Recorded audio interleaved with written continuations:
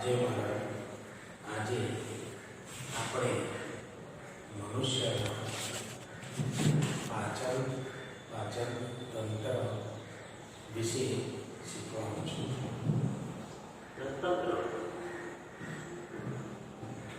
મનુષ્ય હાથની મદદથી ખોરાકને મુખમાં મૂકે છે. ખોરાક મુખમાં મુકાય એટલે તરત જ ખોરાકના પાચનની શરૂઆત થાય છે. મુખમાં રહેલ દાંત ખોરાકને નાના ટુકડામાં કાપે, ચાવે અને દળે છે. મુખમાં આવેલી લાલ ગ્રંથિ લાલ રસનો સ્ત્રાવ કરે છે. તેમાં એમાઇલેઝ નામનો ઉત્સેચક હોય છે, જે ખોરાકમાં રહેલા સ્ટાર્ચનું પાચન કરી માર્ગમાં ફેરવે છે. મુખમાંથી અન્નનળીમાં જાય છે.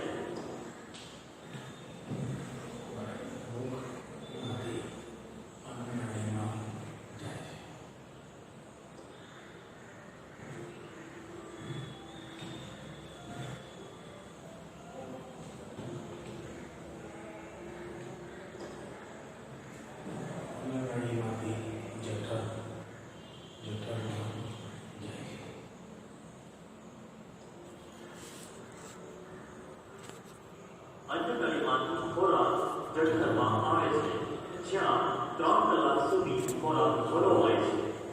ખોરાકના નાના ટુકડા થઈ અર્ધગત પ્રવાહીમાં ફેરવાય છે. જઠરની દિવાલ 3 નલિકામય ગ્રંથિઓ ધરાવે છે, જે જઠર રસનો સ્ત્રાવ કરે છે. જઠર રસ હાઇડ્રોક્લોરિક એસિડ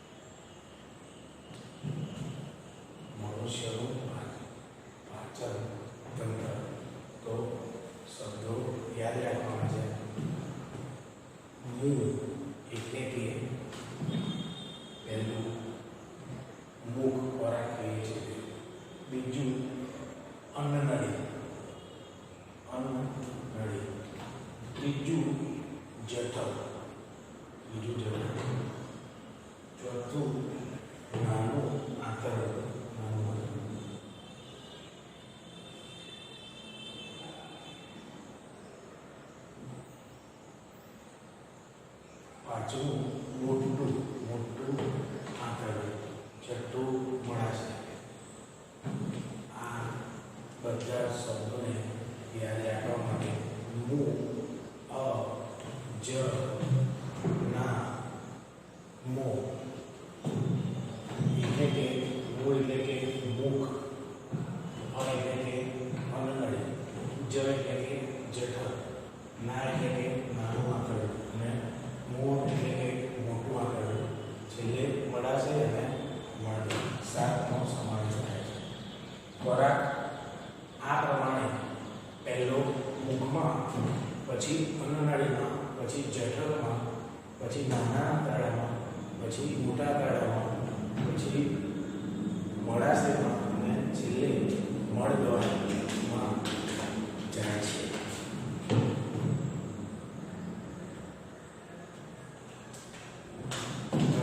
યાદ રાખો, મુ એટલે કે મુખ મોડું, અ એટલે કે અન્નનળી 3, જ એટલે કે જઠર, ના એટલે કે નાનું આંતરડું, મો એટલે કે મોટું આંતરડું. આ ભાગો છે. સહાયક એટલે કે મદદ કરનારી ગ્રંથિઓ કે છે તો લાળ ગ્રંથિ, મોઢાની અંદર ચીકણો સફેદ રંગનો સ્ત્રાવ, યકૃત આ જગ્યાએ સ્વાદુપિંડ. પહેલું ખોરાકનું મુખમાં શું થાય છે? પહેલું ખોરાક ગ્રહણ થાય છે, પાચનની શરૂઆત થાય છે. લાળ ચીકણો રસ શું કરે છે? લાળ ખોરાક સાથે ભેગી થઈ ખોરાકને ભીનો કરે છે. દાંતનું કામ શું છે? તો કાપે છે, ચાવે છે અને દળે છે. જીભ તો ખોરાકને લાળ સાથે ભેળવે છે. એમાં ખોરાકમાંનો સ્ટાર્ચ શું થાય છે? તો ખોરાકમાં જે સ્ટાર્ચ હોય છે તે એમાઇલોઝ નામના ઉત્સેચકની મદદથી લાળ ગ્રંથિમાં એ માલ્ટોઝમાં ફેરવાય છે. આ યાદ રાખજો, ઉત્સેચકના કામમાં તો સ્ટાર્ચનું એમાઇલોઝ ઉત્સેચક માલ્ટોઝમાં રૂપાંતર કરે છે. બીજું અન્નનળી. તો અડધો પાચી ખોરાક મુખમાંથી અન્નનળીમાં અને ત્યાંથી જઠરમાં જાય છે. ત્રીજું જઠર. તો ઉદર પ્રદેશની ડાબી બાજુએ હોય છે. જઠરમાં 3 નલિકા ગ્રંથિઓ હોય છે જે જઠર રસનો સ્ત્રાવ કરે છે. જઠર રસમાં 1HCl પેપ્સિનોજન ઉત્સેચક અને શ્લેષ્મ એટલે કે જીનો રસ હોય છે. જઠરમાં ખોરાક 3 કલાક સુધી વળવાય છે.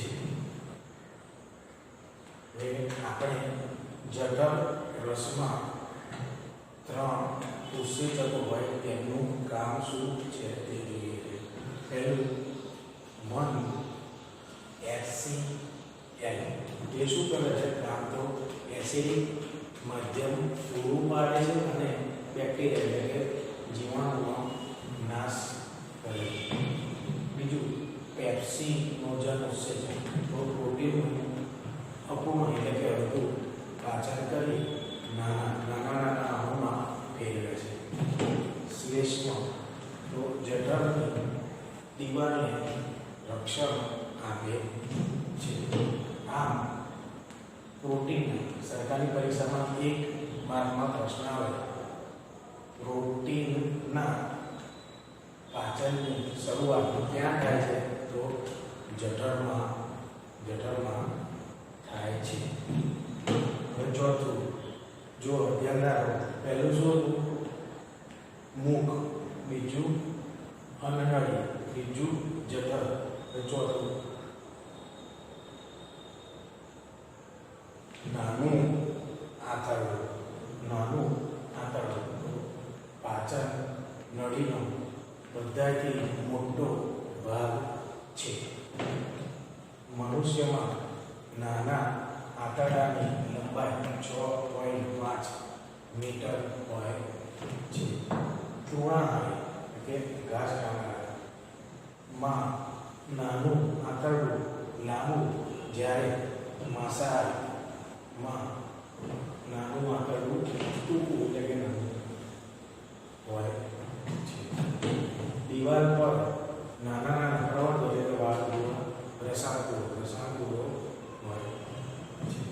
એનું કામ શું છે? નાના આંતરડાનું કાર્ય શું છે? તો તેમાં કાર્બોદિતો, પ્રોટીન અને ચરબીનું સંપૂર્ણ પાચન થાય છે.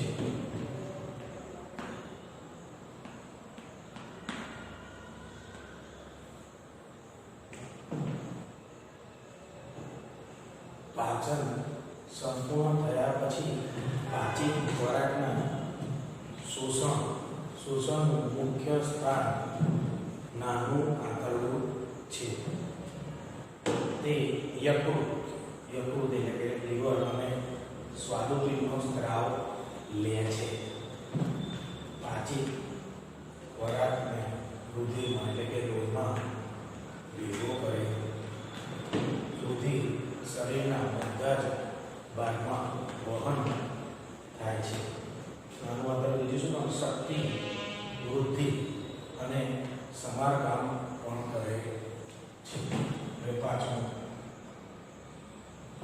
મોટું આંતરડું તો તે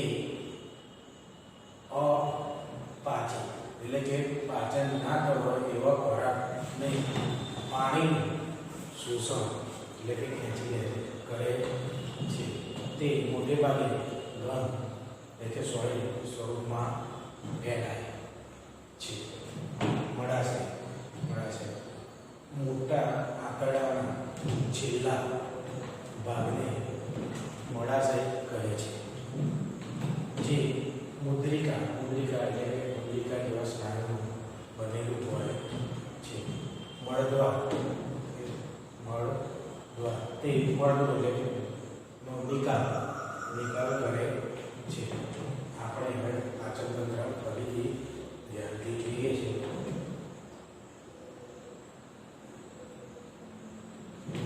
મુખ એટલે કે મુખ, એટલે કે અન્નનળી, જ એટલે કે જઠર, ના એટલે કે નાનું આંતરડું, મું એટલે કે મોટું આંતરડું. પછી સહાયક ગ્રંથિઓ લાળ ગ્રંથિ, યકૃત અને સ્વાદુપિંડ. આ રીતના યાદ રાખીએ છીએ. ખોરાક કઈ રીતના પાચન થાય છે તે જોઈએ. પેપ્સીનો જન્મ ઉત્સેચક અને શ્લેષ ધરાવે છે. શ્લેષ પણ જઠરની દિવાલને પોતાના સ્રાવો, હાઇડ્રોક્લોરિક એસિડ અને પેપ્સિનથી રક્ષણ આપે છે. જઠરમાંનો હાઇડ્રોક્લોરિક એસિડ એસિડિક માધ્યમ પૂરું પાડે છે અને બેક્ટેરિયાનો નાશ કરે છે. એસિડિક માધ્યમમાં પેપ્સિન નામનો ઉત્સેચક ખોરાકમાં રહેલા પ્રોટીનનું અપૂર્ણ પાચન કરી નાના અણુઓમાં રૂપાંતર કરે છે. આમ પ્રોટીનની પાચનની શરૂઆત જઠરથી થાય છે. અર્ધપાચન ખોરાક હવે જઠરમાંથી નાના આંતરડામાં આવે છે. જઠરમાંથી આગળ વહન પામતા ખોરાકનું નિયંત્રણ મુદ્રિકા સ્નાયુ કરે છે. નાના આંતરડું પાચન નળીનો સૌથી મોટો ભાગ છે. મનુષ્યમાં તે આશરે 6.5 મીટર લાંબુ હોય છે. મનુષ્યના નાના આંતરડામાં કાર્બોદિત, પ્રોટીન અને ચરબીનું સંપૂર્ણ પાચન થાય છે. નાનું આંતરડું યકૃત અને સ્વાદુપિંડનો સ્રાવ ગ્રહણ કરે છે. યકૃત પિત્તનો સ્રાવ કરે છે, જે નિરાશ પડતા પીળા રંગનું પ્રવાહી છે.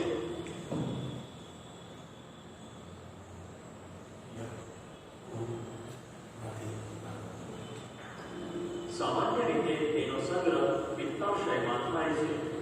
પિત્ત આલ્કલાઇન છે, જે જઠરમાંથી આવતા એસિડિક ખોરાકને આલ્કલાઇનમાં ફેરવે છે. પિત્ત ક્ષાર સંપૂર્ણ થયા બાદ પાચિત ખોરાક નાના આંતરડામાં શોષણ પામે છે. નાના આંતરડાની દિવાલમાં લાખોની સંખ્યામાં પ્રવૃત્તો હોય છે, જેને રસાંકુરો કહે છે. રસાંકુરોની હાજરી નાના આંતરડાની સપાટીમાં વધારો કરે છે.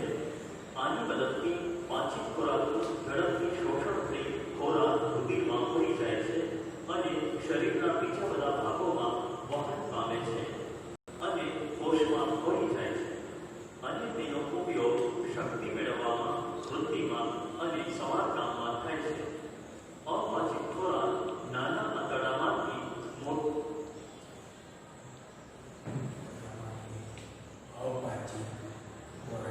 મોટા આંતરડામાં જાય છે. આંતરડામાં જાય છે, જ્યાં તેમાંથી પાણીનું શોષણ થઈ ઘન સ્વરૂપમાં ફેરવાય છે, જેનો મળદ્વાર દ્વારા મળ અથવા ઝાડા સ્વરૂપે શરીરની બહાર નિકાલ થાય છે. શ્વસન આપણે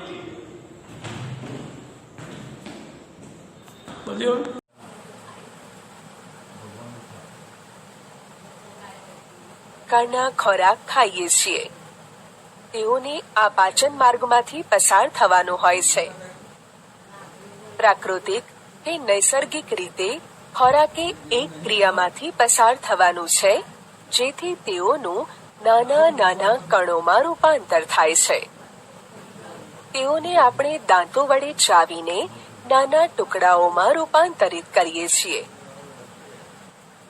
પાચન માર્ગનું અસ્તર ખૂબ જ નાજુક હોય છે, જેથી ખોરાકને ભીનો કરવામાં આવે છે, જેથી તેમનો માર્ગ સરળ બને. જ્યારે આપણે આપણી પોતાની પસંદગીનો કોઈ પદાર્થ ખાઈએ છીએ, ત્યારે આપણા મોઢામાં કે મુખમાંથી પાણી આવે છે. આ ખરેખર પાણી નથી. આ લાળ ગ્રંથિમાંથી નીકળતો સ્ત્રવતો એક રસ છે, જેને લાળ રસ કે લાળ કહે છે. જે ખોરાકને આપણે ખાઈએ છીએ તેનો બીજો તબક્કો તેની જટિલ રચના છે.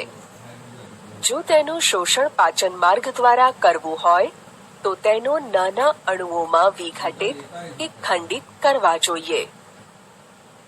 આ કાર્ય જૈવિક ઉદ્દીપકો ઉત્સેચકો દ્વારા થાય છે, જેને આપણે ઉત્સેચક કહીએ છીએ. લાળ રસમાં પણ એક ઉત્સેચક હોય છે, જેને લાળ રસીય એમાઇલેસ કહે છે. તે સ્ટાર્ચના જટિલ અણુનું શર્કરામાં ખંડિત કરી રૂપાંતરણ કરે છે. ખોરાકને ચાવવા દરમિયાન માંસલ જીભ ખોરાકને લાળ રસની સાથે સંપૂર્ણ રીતે ભેળવી દે છે. પાચન માર્ગના દરેક ભાગમાં ખોરાકની નિયમિત રીતે ગતિ થાય તે જરૂરી છે. પાચન માર્ગનું અસ્તર સ્નાયુઓ ધરાવે છે, જેના તાલબદ્ધ સંકોચનથી ખોરાક આગળ વધે છે. આ ક્રમાનુસાર સંકોચન ગતિ સંપૂર્ણ પાચન માર્ગના અસ્તરમાં સર્જાય છે. મુખથી જઠર સુધી ખોરાક અન્નળી દ્વારા લઈ જવામાં આવે છે. જઠર એક મોટું અંગ છે જે ખોરાકના આવતાની સાથે વિસ્તરણ પામે છે. જઠરના સ્નાયુમય દિવાલ ખોરાકને અન્ય પાચક રસોની સાથે મિક્સ કરવામાં મદદરૂપ થાય છે. પાચનનું કાર્ય જઠરની દિવાલમાં આવેલી જઠર ગ્રંથિઓ દ્વારા દર્શાવાય છે. તે હાઇડ્રોક્લોરિક એસિડ HCl, એક પ્રોટીન પાચન ઉત્સેચક પેપ્સિન અને શ્લેષ્મનો સ્ત્રાવ કરે છે. હાઇડ્રોક્લોરિક એસિડ એસિડિક માધ્યમ તૈયાર કરે છે, જે પેપ્સિન ઉત્સેચકની પ્રક્રિયામાં મદદરૂપ થાય છે. તમારા વિચાર પ્રમાણે ગણીએ તો એસિડ બીજું કયું કાર્ય કરે છે?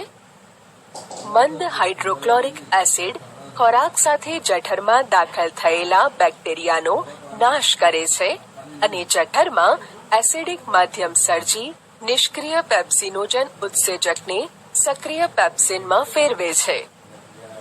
સામાન્ય પરિસ્થિતિઓમાં શ્લેષ્મ જઠરના આંતરિક અસ્તરને એસિડ HCl ની સામે રક્ષણ આપે છે. આપણે ઘણા બધા પ્રૌઢોને એસિડિટી કે અમ્લતાની ફરિયાદ કરતા સાંભળ્યા છે. તેનો સંબંધ જઠરમાંથી સ્ત્રાવ પામતા મંદ HCl એટલે કે હાઇડ્રોક્લોરિક એસિડ સાથે છે. જ્યારે આપણને ભૂખ લાગે ત્યારે એસિડનો સ્ત્રાવ થાય છે અને ખોરાક ખાઈને ભૂખનું શમન કરીએ છીએ. તેમ છતાં જો આપણે તે સમયે ખોરાક ન ખાઈએ તો જઠરમાં એસિડનો ભરાવો થાય છે. આ એસિડની હાજરીને લીધે આપણને જઠરમાં બળતરા અનુભવાય છે, જેને આપણે એસિડિટી કહીએ છીએ. જઠરમાંથી ખોરાક હવે નાના આંતરડામાં પ્રવેશે છે. તે મુદ્રિકા સ્નાયુ પેશી ની જઠર વાલ્વ દ્વારા નિયંત્રિત થાય છે. નાનું આંતરડું પાચન માર્ગનો સૌથી લાંબામાં લાંબો ભાગ કે અંગ છે. તે ખૂબ જ કૂંચડાદાર હોવાને કારણે તે ઓછી જગ્યામાં વ્યવસ્થિત રીતે ગોઠવાયેલ હોય છે. વિવિધ પ્રાણીઓમાં નાના આંતરડાની લંબાઈ તેમના ખોરાકના પ્રકારને આધારે ભિન્ન ભિન્ન હોય છે.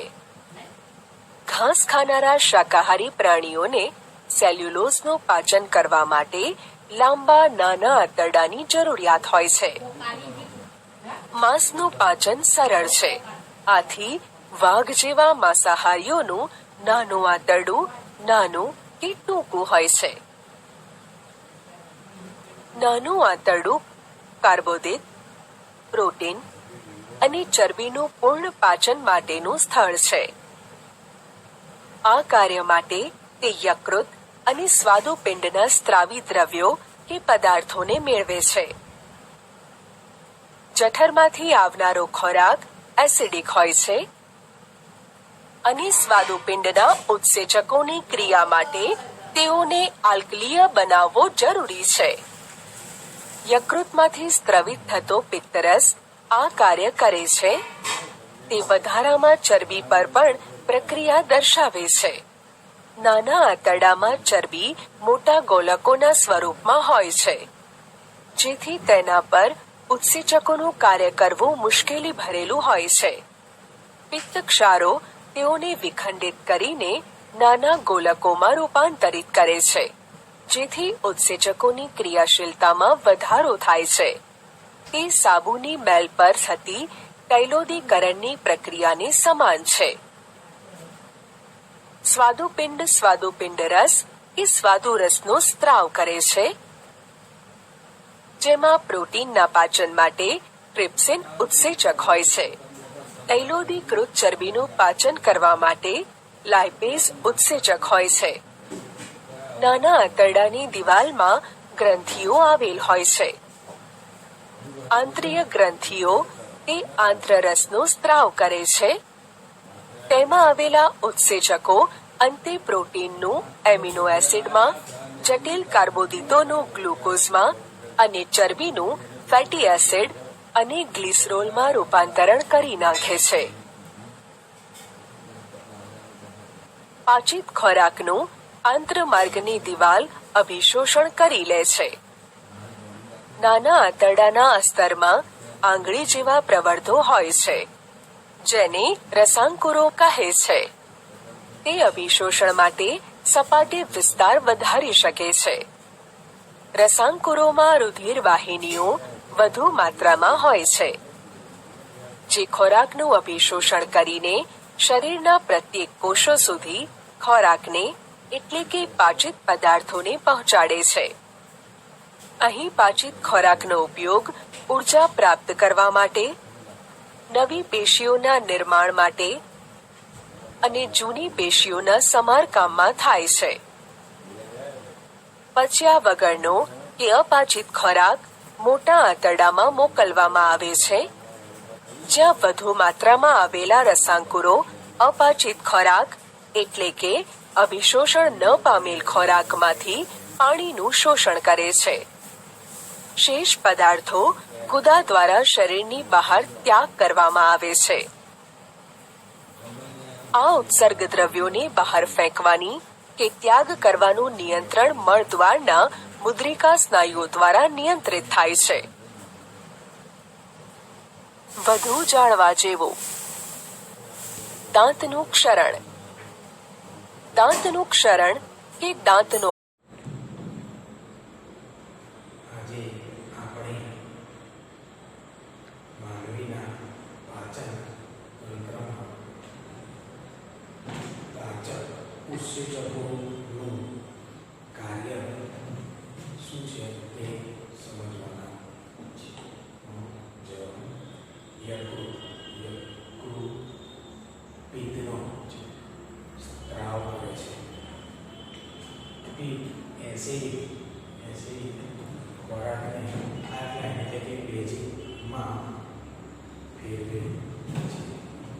ચરબી પિત્ત ક્ષારોનું વિઘટન કરી નાના ગોળકોમાં ફેરવે છે. સ્વાદુપિંડમાંથી 4 ઉત્સેચકો હોય છે. પહેલું એમાઇલોઇડ ઉત્સેચક એ ખોરાકમાં સ્ટાર્ચનું પાચન કરી માલ્ટોઝમાં ફેરવે છે. બીજું પેપ્સિન તો પ્રોટીન અપૂર્ણ પૂરું નહીં પરંતુ અપૂર્ણ પાચન કરી નાના અણુમાં ફેરવે છે. ત્રીજું ટ્રિપ્સિન તો તે પ્રોટીનનું પાચન કરે છે. ચોથું લાઇપેઝ ચરબીનું પાચન કરે છે. પાંચમો અંતઃસ્ત્રાવ છે આંત્રરસ છે. એમાં વિવિધ જુદા જુદા ઉત્સેચકો હોય છે. એમનું કામ શું છે? એમનું કામ તે